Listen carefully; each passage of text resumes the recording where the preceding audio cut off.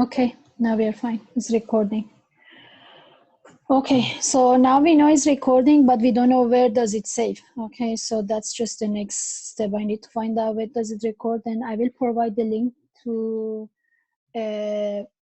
probably YouTube link to watch it, because if it is a direct link, it seems that they don't have enough space. They delete it after a few hours, so we can't keep it on cloud. So we have to just save it somewhere. I don't have room to save, so probably I have to make a YouTube link your channel to save it over there.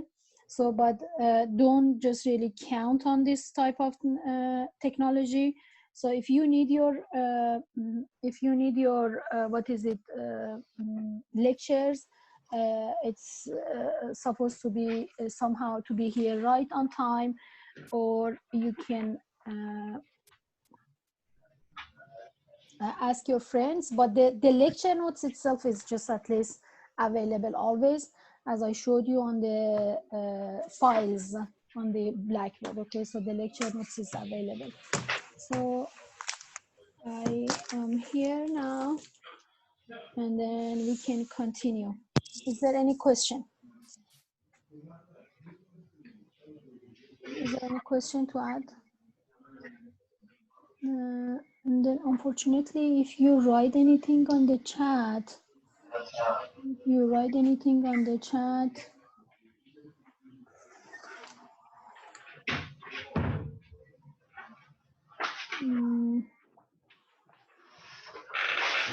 I don't see it. Okay. Do I have any question on the chat? If I want to see it, I have to minimize and then I go to the chat.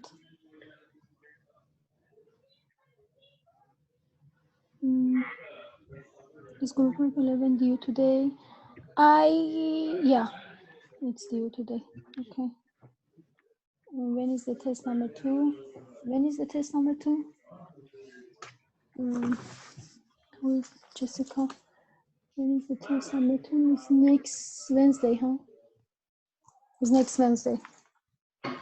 We have really enough material to make it in, even though we are slowing down in the lecture, but we do have the entire chapter 4 and 5 and a little bit of this lecture.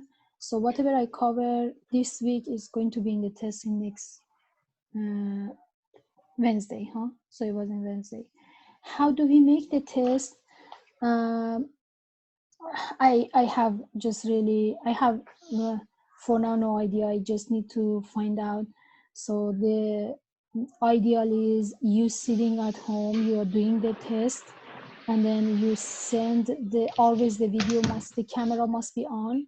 I'm just watching you as you are doing the test. So this is one ideal way. And but there are many other problems that we need to just really know. So for example, today I have had some students, they just said, okay, we have the camera because all of us have the phone. We can just really use the phone to log into the Zoom and to be available. And then I have the option to watch all of you at the same time here because I'm the host. But the thing is, they said we don't have quiet area to do the test for 1 hour and a half. Do I have anyone here in this class has the same problem? What was the problem? They because the kids are at home, they said we don't have quiet area to just sit and do the test for 1 hour and a half.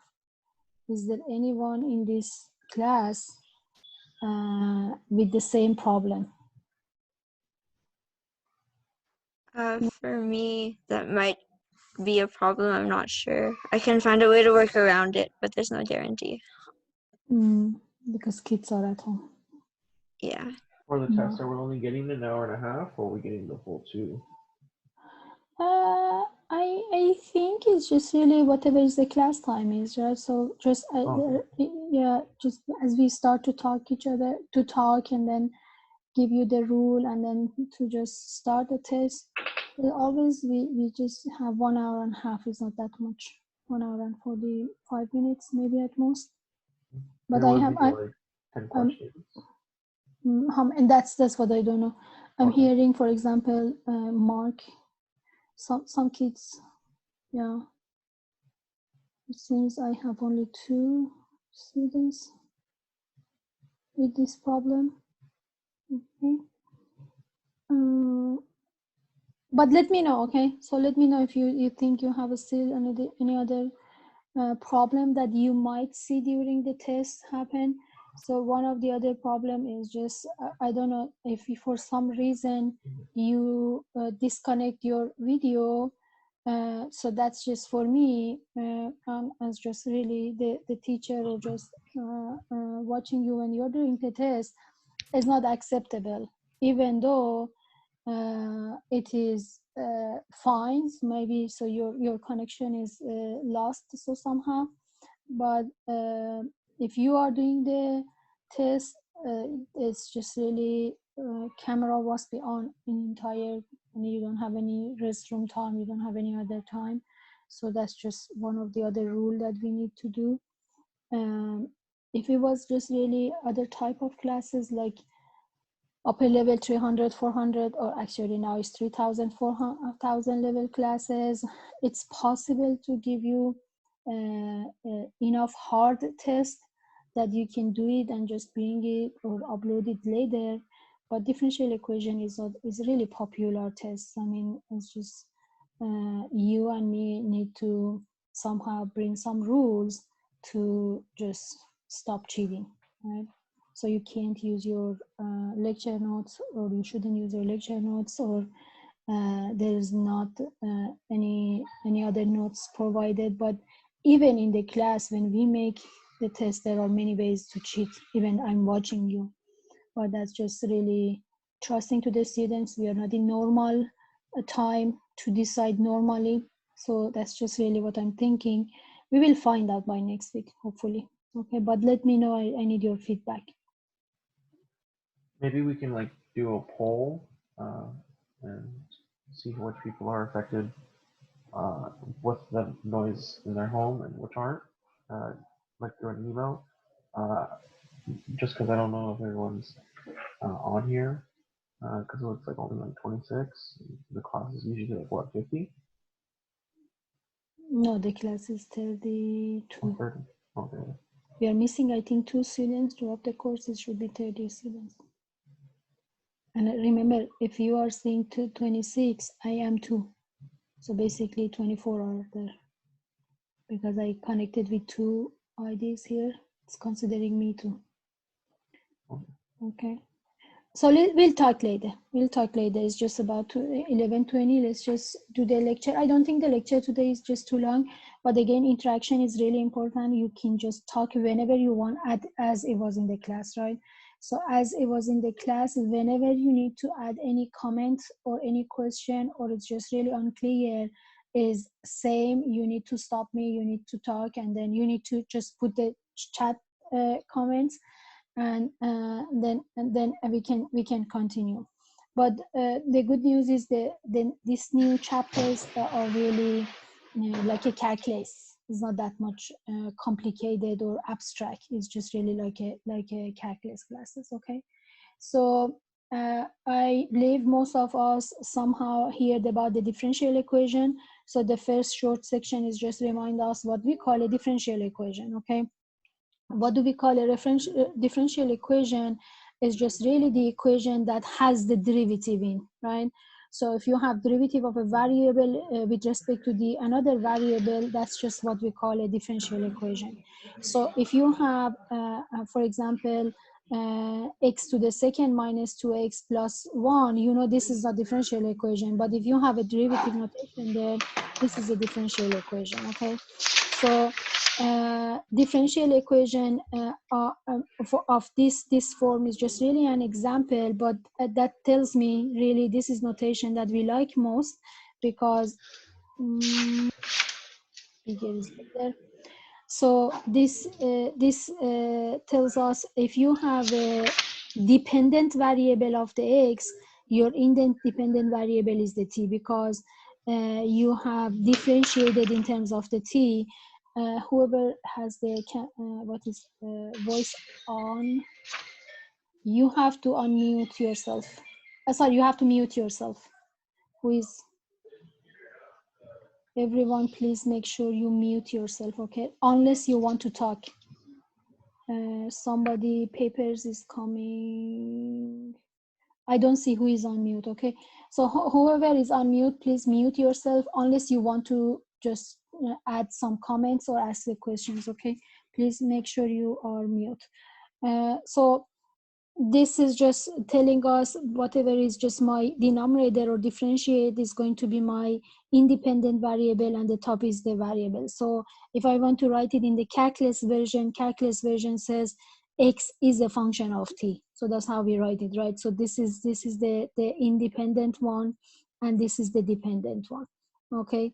And then since the derivative, so it's a differential equation. Another example, if you have the notation of the prime, so the notation of the prime, that's a derivative. So this is a differential equation, or any relation between x and the first order, that's just really first derivative. So that's just going to be the name of this differential equation later. We have ordinary differential equation, we have partial differential equation.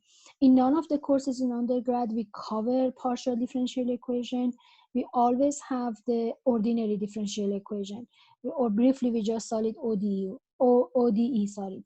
So ODE is the one that you have only one independent variable. So if you have only one independent variable, or your function is only in terms of a variable of the t, or your function is in terms of the variable of x, or so whatever you call your function has only one variable, is called ODE, or ordinary differential equation, and that's what we call it undergrad classes. So partial differential equation, which is for upper level classes, they have more than one independent variable, and that means you have partially, if you have had calculus 3, you know what does it mean. You have partially differentiated in terms of the x and y. So your function has two variables of x and y, which is not what we cover here. That is PDE, when we have more than one variable. So then your x and y are independent variable, and then your u is depending to whatever is your x and y. So that's just partial differential equation. For us is always ordinary, or ODE, which is one variable is there. The other terminology that we need is just the highest derivative that you see. The highest derivative that you see in differential equation is the order of differential equation.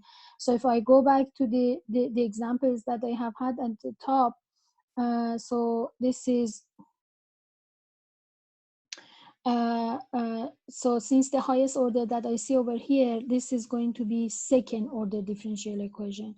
Since the highest order that I see over here is first, so this is first order differential equation.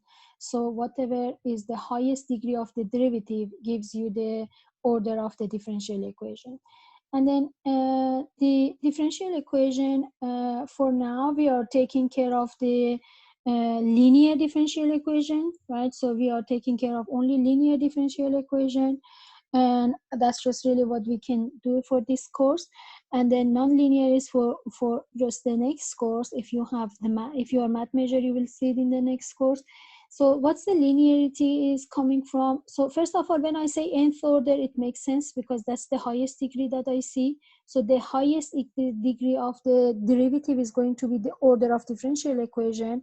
But when I say linear, it says you can have any additive combinations of first power. So you can't have any of the power on these y's, okay? So anything that makes the y non-linear, like the power, like the sine, like the tangent, that's not acceptable for linear differential equation. So remember, that doesn't mean your I or the variable of here are always linear. No, this can be any function. And then when I say any function, means your coefficients can be linear or non-linear function. But when I'm talking about linearity, is just really this piece. So this piece can't have any power. This piece, which is the derivative, can't have anything except just first power. So it has to be only in first power for the y, but the AI is fine. And that's just really some examples, is just asking us, is it linear or non-linear? If it is linear, what's the degree of that differential equation? Okay, so this is list of example to test whether it's linear or non-linear. So for example, for number 1, is it a linear or non-linear? This power on the y says is not says is non-linear. Okay, and then this one, it does have the power over here, but that's fine. So as long as the derivative or the what we call dependent variable, so your dependent variable must be first power, right? So this is just really the coefficient is fine, but that's just this.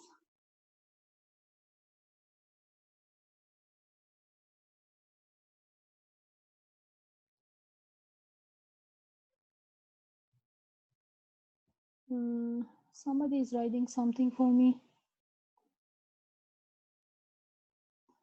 If you have something to add, you must just talk loudly.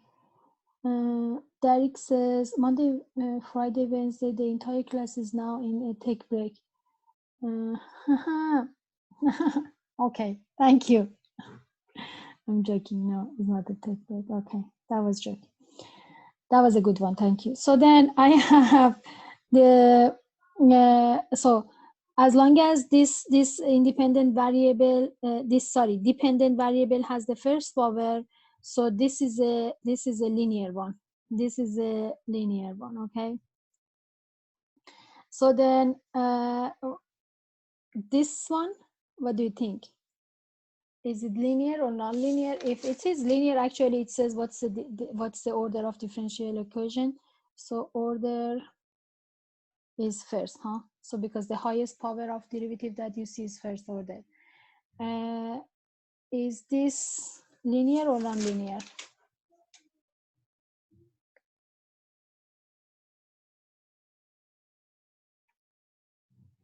Nicole says it's non-linear because of, if I follow the pattern, if I follow the pattern, these things which are really my coefficients before the each derivative, the coefficients before each derivative must be a function of x, but this is a function of y, so that makes it nonlinear. Okay, so your what is it, coefficients before each power of each derivative, they are all a function of the x, so that the y right there is making to be nonlinear. Does it make sense? Any question? So it doesn't follow the pattern that we made it on top. Okay, so see here, is it linear or non-linear?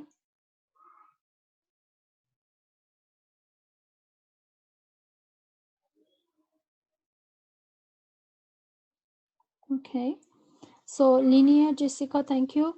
And then what's the order?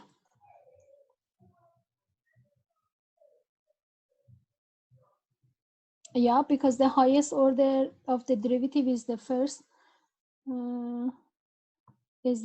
order differential equation. And then this one, is it linear or non-linear?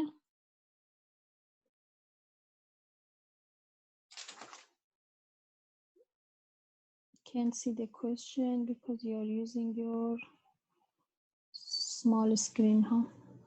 Is it linear or non-linear? Non-linear because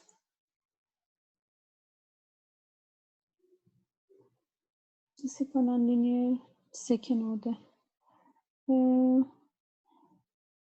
So maybe I need to remind you that notation is for derivative, not the oopsie. This notation is fourth derivative, is not the power, right? So when you put it inside the parentheses, it's just the fourth order differential equation, right? And so fourth order differential equation, and that's not the power. If you want to put the power, we just really say without those parentheses, okay? Does it make sense? You remember this thing? So this is a linear. The notation wise, maybe you need to, it's a linear, yeah, Jake. That's a linear. So this is just fourth order differential equation, okay? Just because of the notation. If I have had this, I mean like 2 to the y to the fourth, you were right, right? So then you were right. And then if not, that's just really linear. Yes, then I call this one is nonlinear. Okay.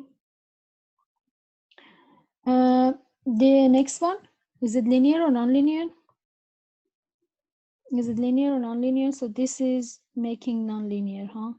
This is making nonlinear for so many reasons is nonlinear, right? So even this make it nonlinear because the y is not in first power. Remember, the y is your independent variable. It has to be in first power. So for so many reasons, that's just a nonlinear one because the y jumps up here in the e and then here is inside the argument. So this is nonlinear. And then when you say nonlinear, the order doesn't make sense for us. And how about here?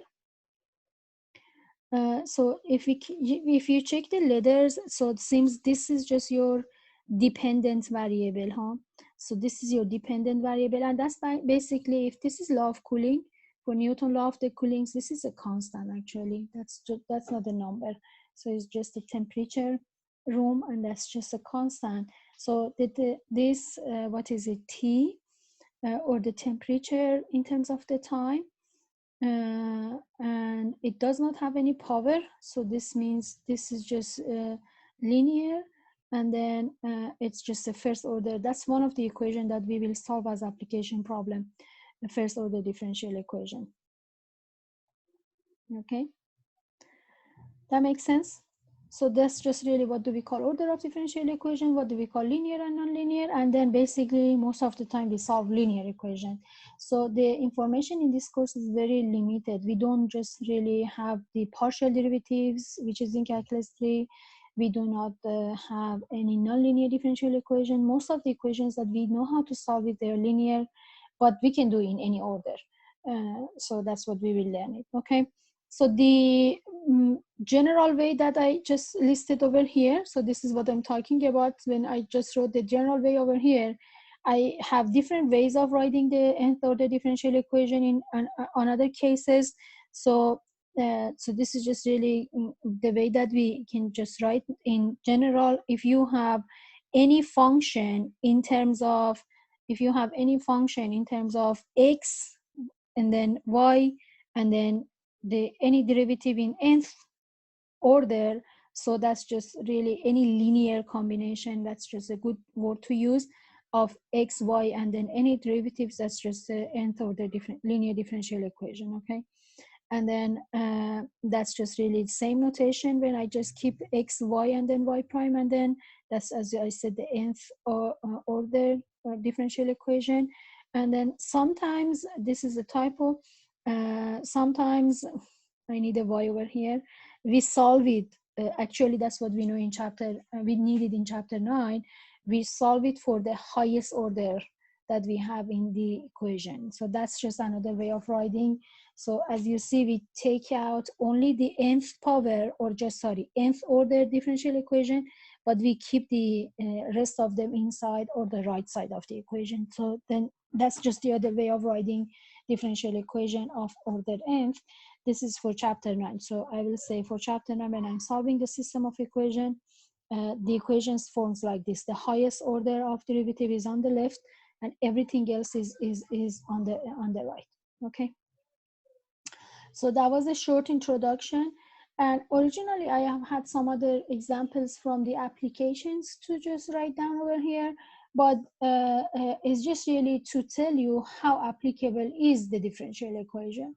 Okay, but we will at least work on 4 different application problems along these chapters that we need to cover.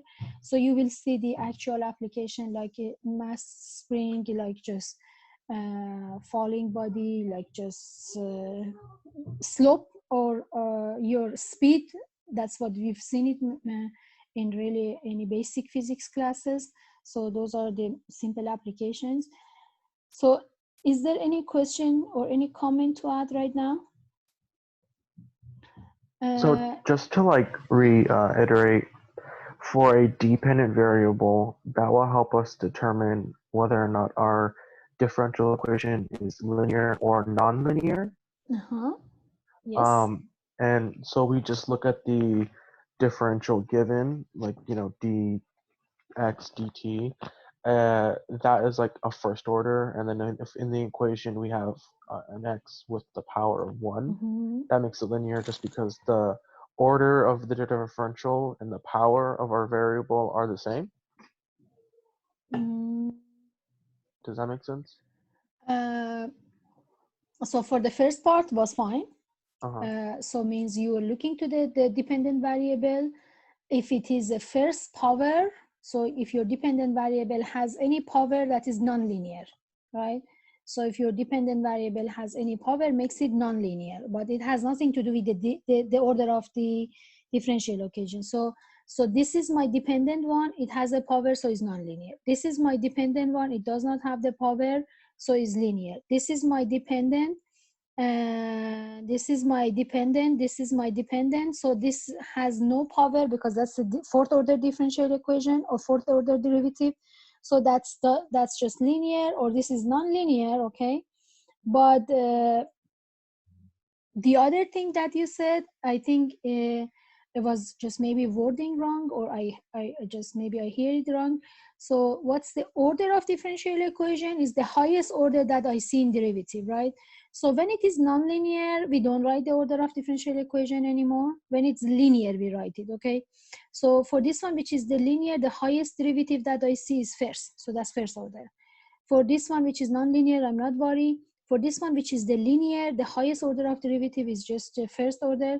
For this one, which is linear, the highest order of derivative is the fourth one. And that's just really nonlinear. I'm not worried about it. So when it is a linear, the highest order of, what is it? Derivative that you see is just order. Okay, thank you. Again, it's just, what is not guarantee is not posting the lectures. Okay, so remember the notes is there. Okay, so let me, because if you came, John, I think you've been here when I showed you the notes are there. Okay, so if I just go, if I go, where is it, here, and then if I go to the blackboard, which one is my blackboard, do you know? It's here. If I go to the blackboard, your note is on the blackboard already for the first few sections. Okay, so you have the files right on left side, you click on the lecture notes, and then this is the list of lecture notes that I have posted. I will post most of them, so the lecture notes are there. If your question is the videos, I'm recording right now, but since I have had problem for yesterday class and I haven't received my link or recorded video, that's what I don't guarantee because it's the technology, but lecture notes are there. Professor, for Zoom, I don't know if you have this, but do you have like a laser pointer so that we can track your mouse so like we know where you're at on the page? I'm trying to use the highlighter. Okay, so let's just go back to that lecture note. What is on my hand is just the pen of Surface Pro. Do you know where is that pointer? If you let me know, I can use it. No, you don't know. I don't know too. I don't know either. but I try to use the highlighter. Okay. You can use actually yours too. If you have your pen or you're using iPad, so you can use yours too and write on mine. If you have any question, you can write on mine, but you have to erase it because it stays there. The only time you can use with the Surface Pen is when the pen is close enough to the screen. Don't think a laser pointer features would work. Okay, thank you, Derek. Do you have the Surface, Derek? Okay. Yeah. Okay, so this is just a next section for us, and that's just more problem solving. Okay, so for this one, again, as you see, this is a lecture note. It's posted online. You have it in the same way. If you have iPad, laptop, or whatever you have, and you can type on that, I recommend you do the same thing that I'm doing, right? So just really open it and start to write on that page. And if not, we can post the lecture notes is there. It takes time for me, but I think I can just post the field one again too. Okay. Any question? So for moving to the next section is just really, what do we call a solution to the differential equation? What do I mean when I say solve this differential equation? Solutions to differential equation, and very special case of differential equation, which we call it IVP, right? Initial value problems, which is just kind of solving the differential equation. So for a few examples, the solutions is given to you and it says test it whether this is a solution or not. So this is going to be what we call explicit solutions, and later we have implicitly solutions. So if we have some idea in calculus classes or algebra classes what they explicitly or implicitly mean, I can just really remind you, when you are able to write y as a function of fx, or basically solve for your independent variable, so this is what we call explicit solution, right? We have had it in explicit derivative too in calculus too. And then if you have no way, and there is no way to separate x and y and solve it for any variable, so no way to solve for y, so that's what we call implicit. Okay, implicit, there is no way to solve. So as an example, if you have e to the xy minus y equals 0, there is no way to solve it for y, no way. Okay, so that's just really implicit solution.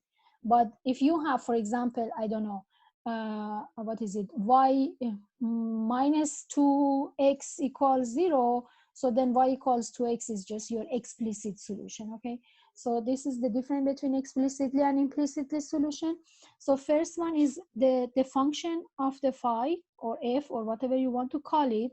So the function of phi, when you just try to plug in back to your differential equation and then it satisfies your differential equation, this is called explicit solution. Okay, so you plug in back to differential equation is really like this algebra, right? So if you have x squared minus 2x plus 1 equals 0, when you plug in x equals 1 in the equation and it's solve or it's satisfy or it's just correct, so this means that's a solution to the equation. So that's what it says over here. If you have a function and then you plug in back to the differential equation and that's just satisfies that differential equation, that's it. This is your explicit solution. Okay, so we have two examples to practice whether this function, which is just given by this way, can be explicitly just be a solution for this differential equation.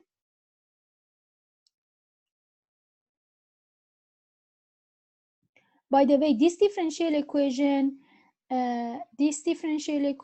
is, I think this is again typo.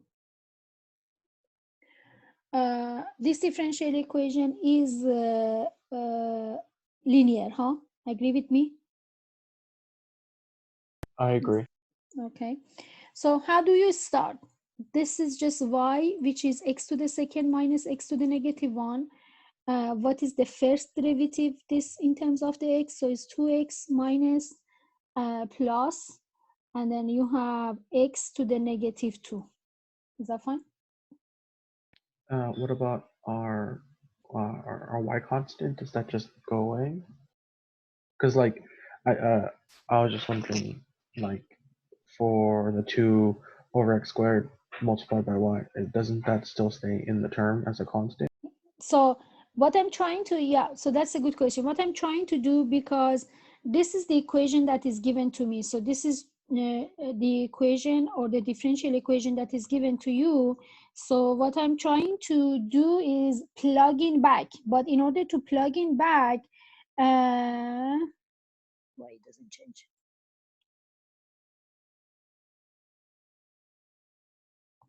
In order to plug in back, I need this, right?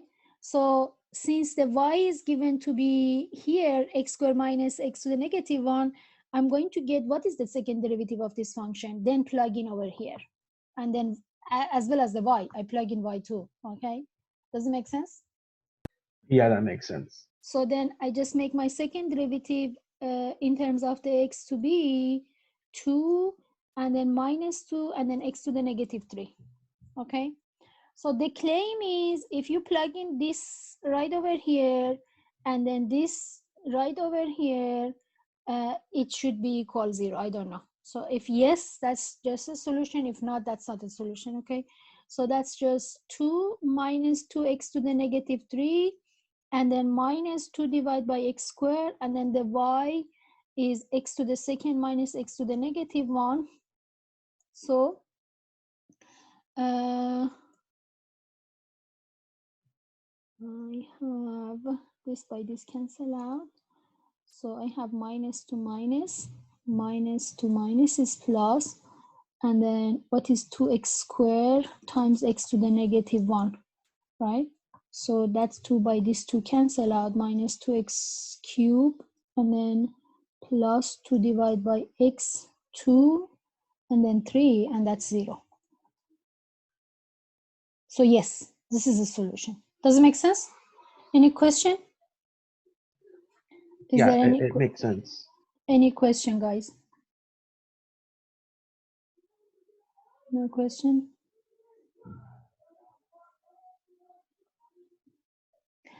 And another example, same idea, function is given to me, and it's supposed to be explicit solution. Why? Because it's solved for one y, which is your independent variable. So this is your independent variable. So that's the explicit solution of differential equation. And then this is just what we're supposed to plug in. Okay.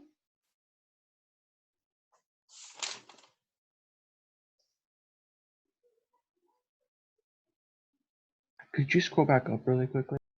Mm-hmm.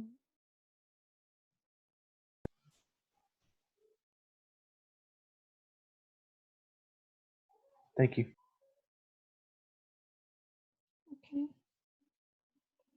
Okay. For now, let's forget about this part. This is just different. Okay, so let's just say that's just a function, right? So this is my function, and then I need to plug in right over here, whether that's a solution or not. Okay. So I have to get what? Second derivative, right? So this is the function. This is the function which is y equals c1 e to the negative x plus c2 e to the 2x, okay?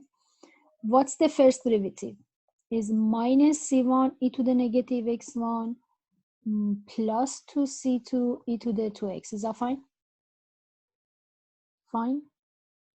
Yeah, I agree. Second derivative is going to be c1 e to the negative x1, because negative to negative is positive, plus 4c2 e to the 2x.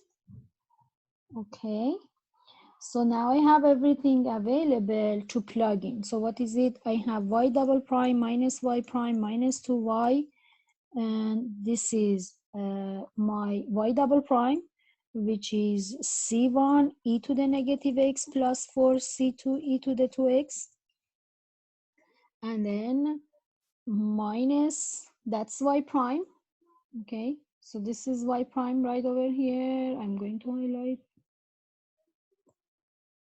here.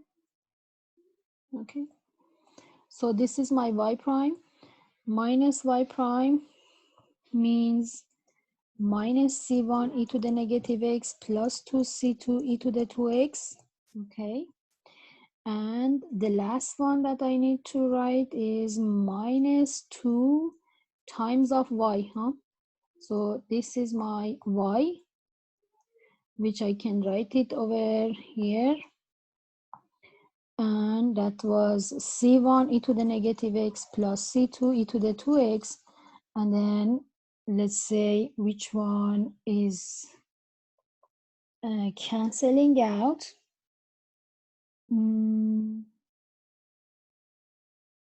Okay, I have c1 e to the negative x plus 4c2 e to the 2x.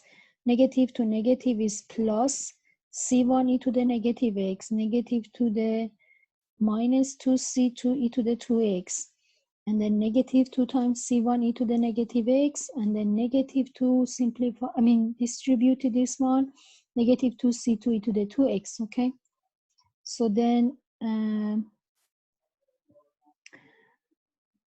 this by this simplify, and I have 4c2 minus 2 is 4c2 e to the 2x, and that's it. Everything cancel out. Okay, so yes, that's the solution. Okay, so basically it's really like the algebra. You plug in back your derivatives in the original equation to see whether you can get the solution. Okay, is there any question here?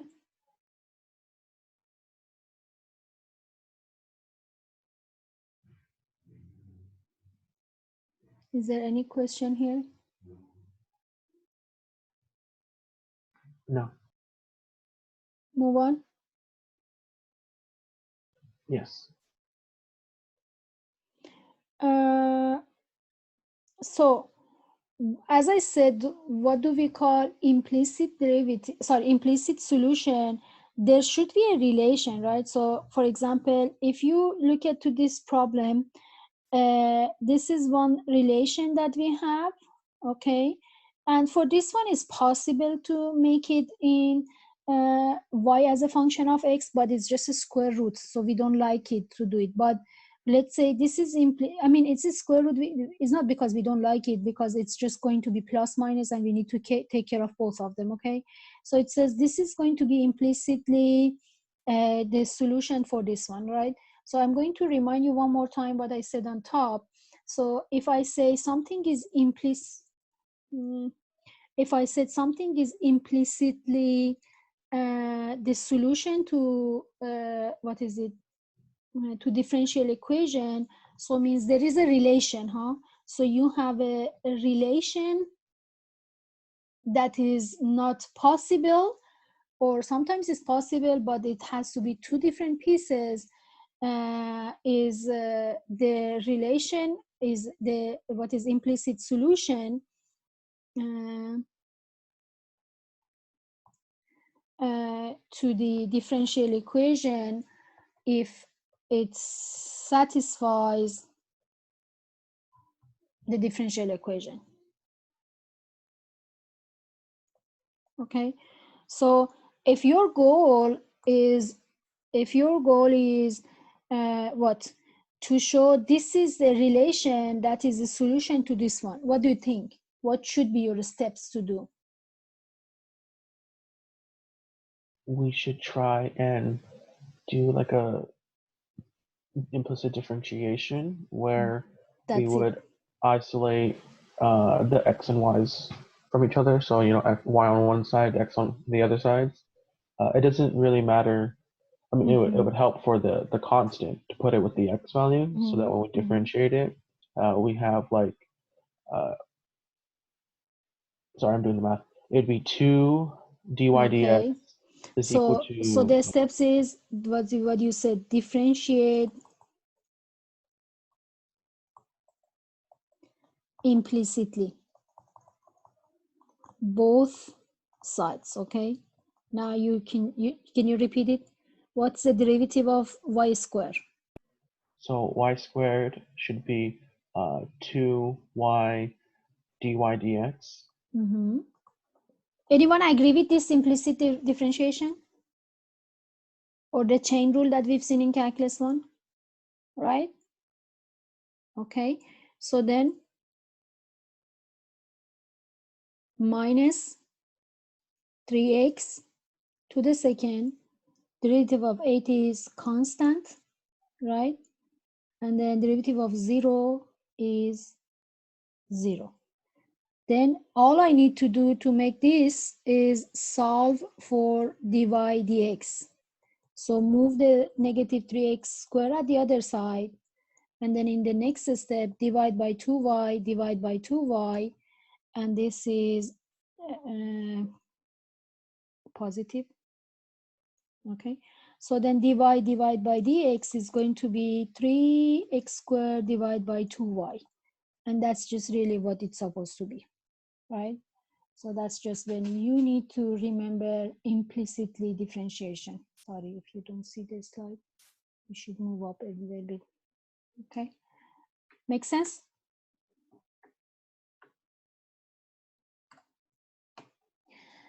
The next example is the fun one. If you have had your calculus 3 classes, that's basically one of those level curves that we've seen in somewhere in calculus 3. But if you haven't had calculus 3, don't worry about it. It's really same process. A relation is given to you. And then it asks you, that's just implicit solution for this differential equation, okay? And then later it asks you a graph sum of this, which should be one short introduction to the 1.3. So what it is, you want to test same process, whether this is just implicit solution, so you just differentiate both sides implicitly, huh? So this is just the relation 4x squared minus y squared equals c is the relation. So again, differentiate both sides implicitly. Okay, so that's just d in terms of dx, half 4x squared minus y squared, and d in terms of dx of the c. Okay, so this is derivative of 4x squared, which is 8x,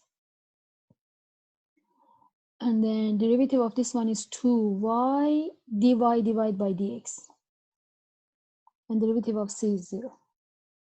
Is that fine? I'm just looking to the original thing that I'm supposed to do right over here. Okay, so this is the original thing that I'm supposed to do. It's just really nice, huh?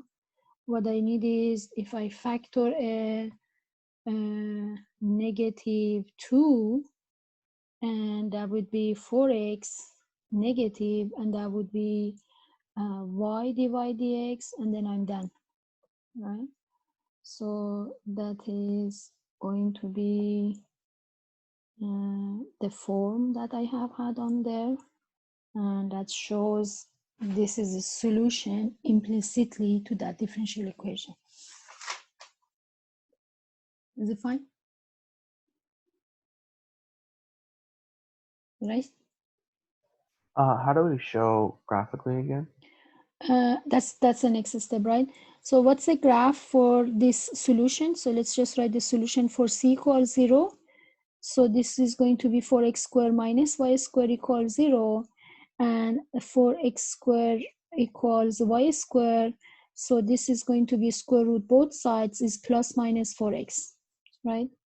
So then I will move up a little bit, and then I just make a graph right over here. So for now, I got 2 lines with the slope of 4 positive, 4 negative. So to be exact, I will say if I plug in x equals 1, the y will be 4. I'm really bad in making line. If Derek can help me to make a straight line on surface. How do I make a straight line on surface?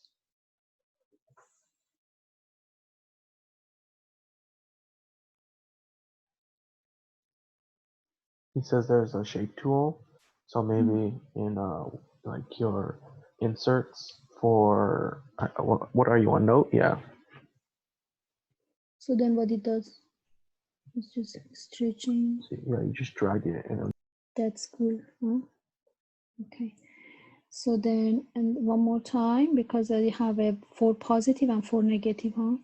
So then if I start from here, which is my guess, oh, I have to choose it again. I thought I have it. Okay. So if I have to choose it again, okay, then this is my next one. No, that's not a good one.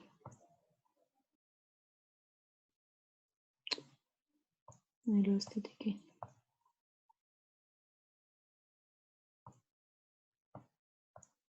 Okay.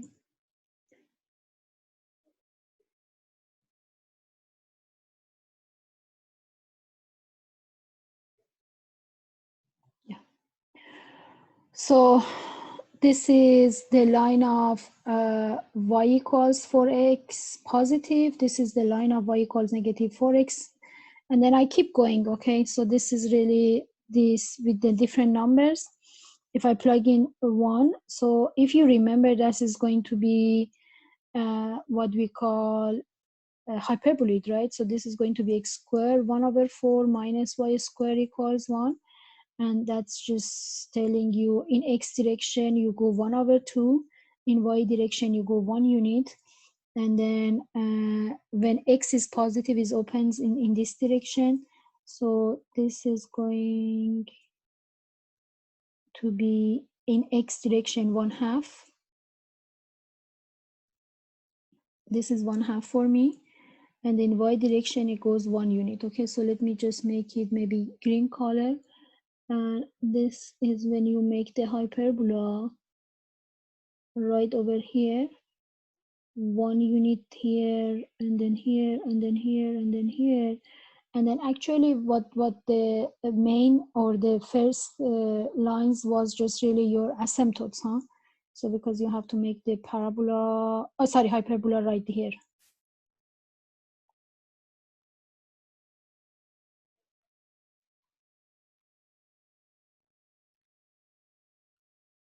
Okay, so for c equals 1, and then I just do for c equals -1. So what happened for c equals -1 for the hyperbola, because this has to be positive, now this is negative and this is positive. So if this is just really what I need to graph, that changes really to the other direction, huh? So that means this time you still go in the y1 unit, you still go in the a, sorry, that was 4. 1/2 units, which is the same box that I have over here. The only thing is this time I'm just having my hyperbola right over here because of this. Y is positive is in y's direction, x is positive is in x direction. Okay, so that's a graph of the solutions to this differential equation. Professor, Mm-hmm. for c equals 0, isn't y equal to plus or minus 2x? Oh, square root both sides. Okay, thank you. So that was 2x. So I have to, what I can do? I have to change my lines, huh? or I can cheat and change the units. But I can just grade, I mean, I can graph it one more time. That's not that much work. So just to have it, because you will get this note later, it's not really that much work to fix it. So I can just make it one more time, sorry. We have had 1 unit and then 2 units, 1 unit and then 2 units. So this is going to be here, this is going to be here. So that's just positive slope. And then that was 2 and that was 1. Okay, and this is y equals negative 2x, then this is 2x, and then for the numbers, so x direction I have half, y direction I have 1, so this is really same box. I think I could use the technology, but that's fine, we can just use it one more time. So this goes this way, this goes this way, and then I just make the red one again here, and then here.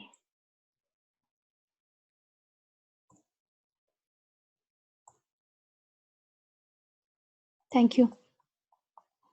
Who was it? Madam, you were? Who fixed me? Mm, no. Any question? Any question? Move on. Okay. And now initial value problem or IVP. Initial value problem and IVP, as it's just really from the name, it has initial value. Huh? So when it has initial value, then you can take care of that C's. Huh? So in this problem, these are just really constants that could be freely whatever number you want. And then if you keep going to plug in the numbers, this is just really making infinite many solutions for that differential equation, because I can have any C's, and that changes just really infinite many solutions, which we call direction field later. But that's just a set of solutions, because this is just really whatever I want, right? So this C can be any number from negative infinity to positive infinity, and that's going to be the set of solutions, infinite many solutions for what we have had here as differential equation. Okay, so is there any way to take care of that C's? Is there any way to find out that what's that C's is not really all real numbers? So then the question is, yes, if I have initial value problem. So if I have, what is the just initial value to plug in and get the value of the C, then I can just solve for C and then I can have them, okay? As we see, if you have nth order differential equation, if I have nth order differential equation, I need to have n many of initial values.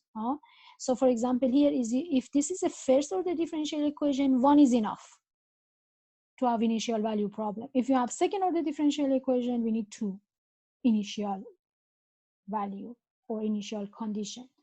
If we have 3, so we have 3 initial condition to be given to be able to solve it, okay? So that's just what we call initial value problem. Why we call it initial value problem? Because it does have initial value condition, and it gives you the C constant, because for most of derivatives, for most of the differential equation, you integrate to solve. And then that means you have constant of integration. So that C is coming from constant of integration that you can evaluate it later, okay? So for example, this is the initial value problem. Can I solve it? The only techniques that I know right now is just really integration, okay? So derivative is something that I have on my hand to be 2x, right? So can I find the y? Yes, I can, because I can integrate both sides, huh? So you can integrate both sides.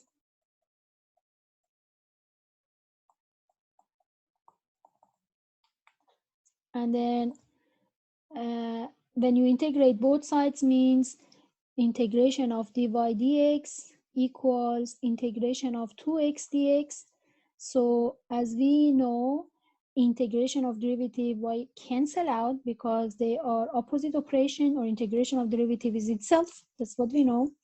And then the integration of this side is x squared divided by 2, which 2 by 2 cancel out, plus constant of integration.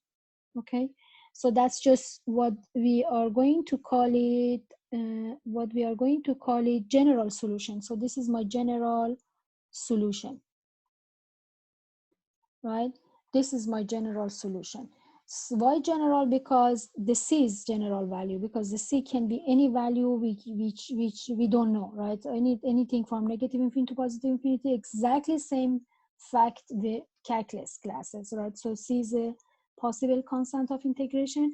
But can I find it with initial value problem? Yes, you can find it, because this says if you plug in x equals 0, then the y value equals 2. So that's just really saying the point of 0, 2 is on the graph of solution. So that's just algebra, huh? And that means if you have y equals x squared plus c, plug in y is 2, x is 0 plus c.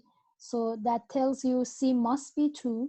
So then your solution to initial value problem has to be what is it, c value equals 2. It's nice, right? It's just really somehow putting the information that you've seen it before, right? So when you see this problem right over here, you know you need to need to integrate to solve it, okay? And then when you write here, you know it has a constant of integration. And then we have a condition, so we know it needs to satisfy the equation. You just plug in back to satisfy, and then you get the C. Professor, can we do like a take break? Yes, what time is it? It is 12:15. Okay, yes, sure. So let's just make about 8 minutes break. Is that fine? Yeah, Mhm. thank you.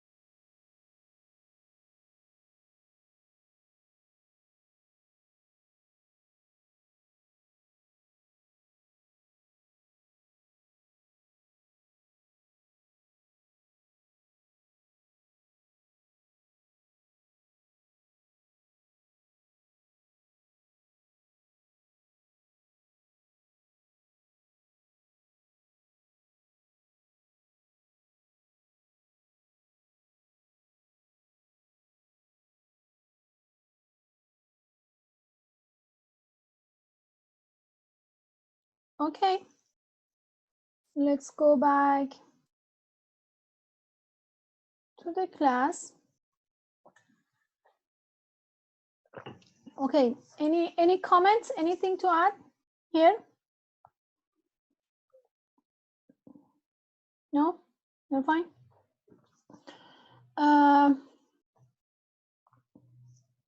So this is just another example, huh? This is just another example. What it is a differential equation. Seems this one is second order, so it has two of initial conditions, huh? So it is a second order, it has two of initial condition. What you need to do is, first of all, solve this differential equation, and then since you do have two constant of or two times constant of integration, so then you will get C1 and C2. Seems here, because we haven't learned that much how to solve the differential equation, we will learn. This is one of the techniques. We have the solutions to differential equation given, right? So the differential equation given, the solution is given, and then the initial value is given. So it asks us to just get the C1 and C2. How do I start? How do I start?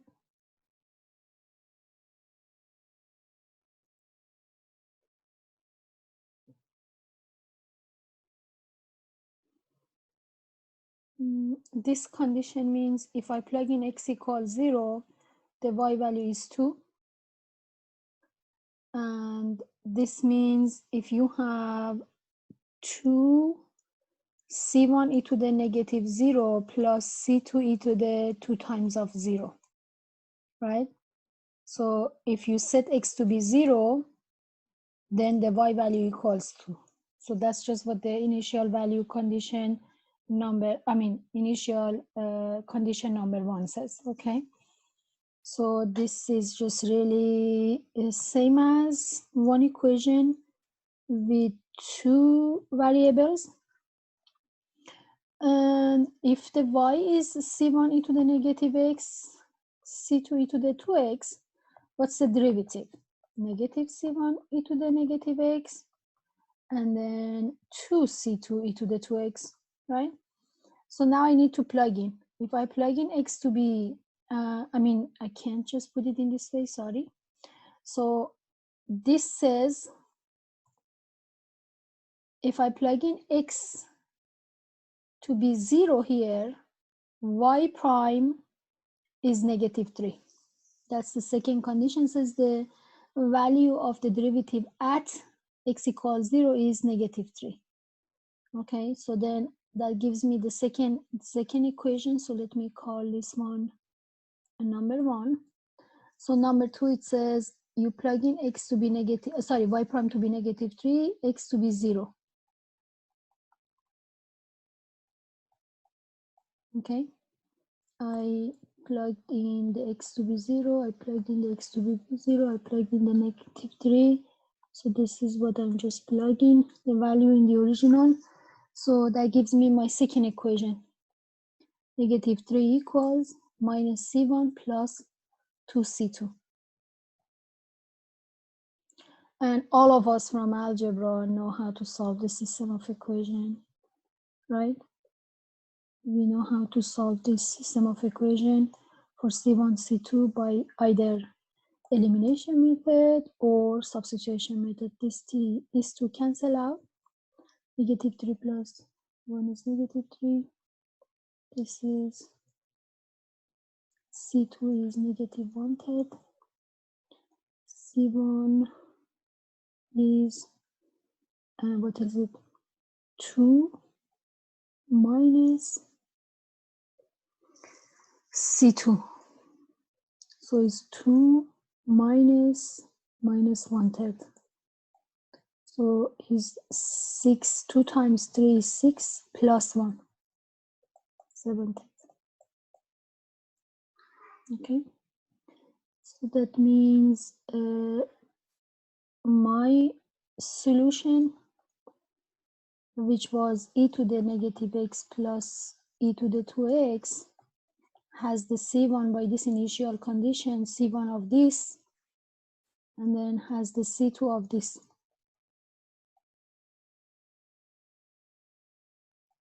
Yeah, that's the answer. Is there any question? Do you have any question?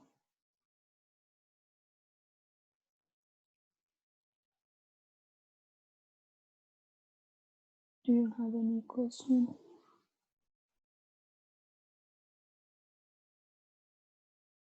No? Move on? Okay, thank you. So there is one, I will say theorem, but it's not really that much big result, but it's very important to say whatever solution that you are finding for this initial value problem, it's unique. Huh? So first of all, to guarantee the existence, what conditions do I need? Number two, whatever I get is unique. So there's no way to get any other numbers for this one. So these numbers are unique. So the solutions that you get for initial value problem is a unique solution and exist under this condition. Okay, so if I go back over here, so what do I need? So this is the first order differential equation. It works for any more, but we can just really for now see what would be the guarantee for this initial value problem to have the solution and to be unique. So this is the first order. It does have only one condition, initial condition, and it says your function, when you solve it for y prime, and the derivative of that function must be continuous. So you have to make your function to be continuous, the derivative of that function to be continuous. So then there exists always a solution, and there exists always a unique solution. Okay, so if you have any given problem, it has to be first of all in this form, right? So then whatever is the function that left on right side has to be continuous function. So, and the derivative of that function must be continuous too. So then that's just guarantee the existence of the solution, that guarantees the uniqueness of that solution by this theorem. Does it make sense? So this is a good one to examine, to just practice the form that I said right there. The derivative must be on left side, and whatever else is just moving to the right side. And then that's just a first order differential equation. So it needs to have only one condition to have initial value problem. So then what the theorem says, if your function is, what is it, 3y to the 2/3, and the derivative of that function is whatever, so these two must be continuous. That's what I need. So this is continuous function. So if these two are continuous functions, so yes, the theorem satisfies the condition. So then yes, there exists and it is unique. Okay, so I don't think we have any problem with this one to call it continuous function. So that is a continuous function. I don't know what's the derivative, whether it's a continuous function. So 3, this is 2/3, this is 2/3 minus 1. So this is 2, this is negative 1/3. So 2 y to the 1/3. Okay, what should I say? Is it continuous? Something happened. Is it continuous? It has discontinuity at y equals 0. So what is the conclusion? No solution. So this differential equation doesn't have any solution. This differential equation doesn't have any solution. Why? because the condition says this must be continuous, this must be continuous, then the existence guarantee and uniqueness guarantee. But I got something which this is not continuous at y equals 0, so there is no solution. So there exists no solution here for this differential equation. Okay, I'm going to write down one more example which satisfy the condition of the theorem. Okay, so example says you have dy divided by dx, then you have x squared minus x y cubed, and then your function in this case is x squared minus x y cubed, and then the initial condition is given to be 1 and 6. So means your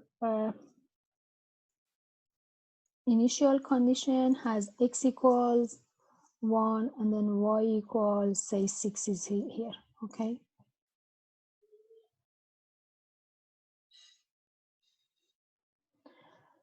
This is fine, huh? Your function is continuous. Derivative of your function is continuous too.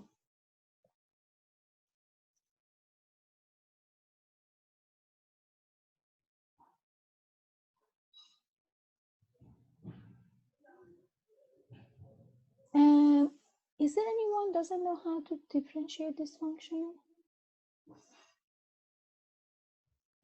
Is there anyone has, actually, sorry, this is in terms of y, not in terms of x. Okay, and that's just my theorem. One more time. This is the theorem that says the partial derivative is in terms of the y. Partial derivative in terms of the y. Professor, Mm-hmm. is it a continuous function? Because when you plug in like values for x and y, you get real numbers, and for the top one, it's discontinuous because when you plug in a value at y equals 0, it gets an undefined function. Mm-hmm. Mm-hmm. So the good thing is most of the functions that we know, they are continuous functions, like polynomials, because there is no break for them. There is no just hole for the graph of them. When we have a polynomial, it's just really entire x and y, or any number from negative infinity to positive infinity is acceptable, is in domain. You can plug in and get the value. But if you have a fraction, you have to worry about your denominator, right? So when you have something in denominator to be 0, that is invalid. So that is discontinuously. So the good news is, as I said, most of the functions that we work, like just polynomials, exponential function, there is no discontinuously, there is no hole. So if this is exponential function, looks like this. If this is just the natural log, look like this. So as long as there is no hole, so that is a continuous function. So that's as you said, because you can plug in the value, whatever you want from negative infinity to positive infinity, and get the value of output. So that's just really why it's continuous. Okay. So what about when it comes to like radicals? Is that like, would there be conditions like only from 0 to infinity are values acceptable? So does that technically mean that they are continuous, but they just have conditions? If you have any point that is your function is not defined, so maybe I need to just write the theorem in the calculus. Theorem in the calculus says functions are continuous on the domain of functions. Okay, so then that's just what you said exactly, right? So when you have a square root of x squared minus 1, and then this domain, this function is when your x squared minus x is bigger than equal 0. So then that means your numbers between negative and 1 are not acceptable. So this is not in the domain. So that's not defined, right? But if you put the number bigger or the smaller than this is part of the domain, and this is the part of the domain. So then you have the discontinuously between this value of -1 and 1. Yeah, it's really same as finding the domain of the function. Functions are continuous on the domain. Okay, so now I need to take the derivative of this function. Actually, my question was something else. Since some of you didn't pass your calculus 3, can you do the partial derivative of this one in terms of the y, where x is constant? So this is -3 xy square. Anyone has any problem with this fact?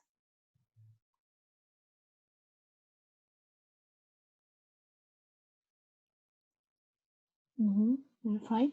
So then that's just again polynomial is continuous. So then there exists a solution. There exists an unique solution for this IVP. Okay. So this is. Go ahead. Is that theorem an if and only if theorem? So if we find a discontinuity, does that show that there's not a unique solution, or just that we're not guaranteed one? We don't guarantee. Okay. No, it's one way. It's not if and only if. It is not one way. I mean, it's not if and only if, it's just one way. Okay. And if you have any question, please ask. If not, as far as lecture, we are fine. I just try one more example. Can I?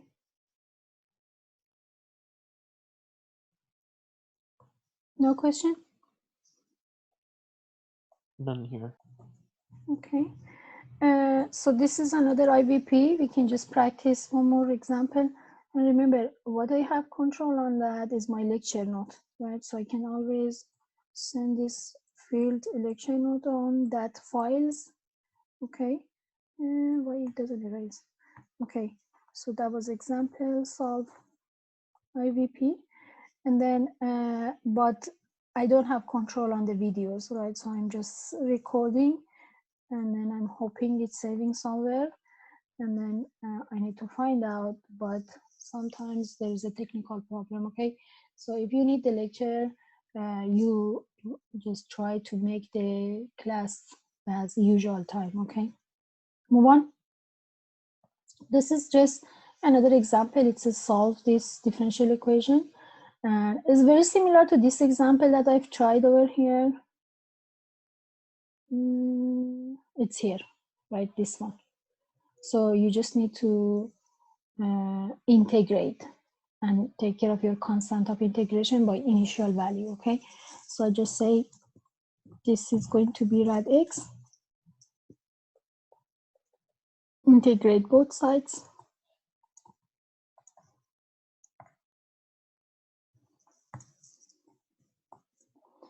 so integration of left by derivative cancel out, integration of the right is x half plus 1 divided by half plus 1 plus possible constant of integration.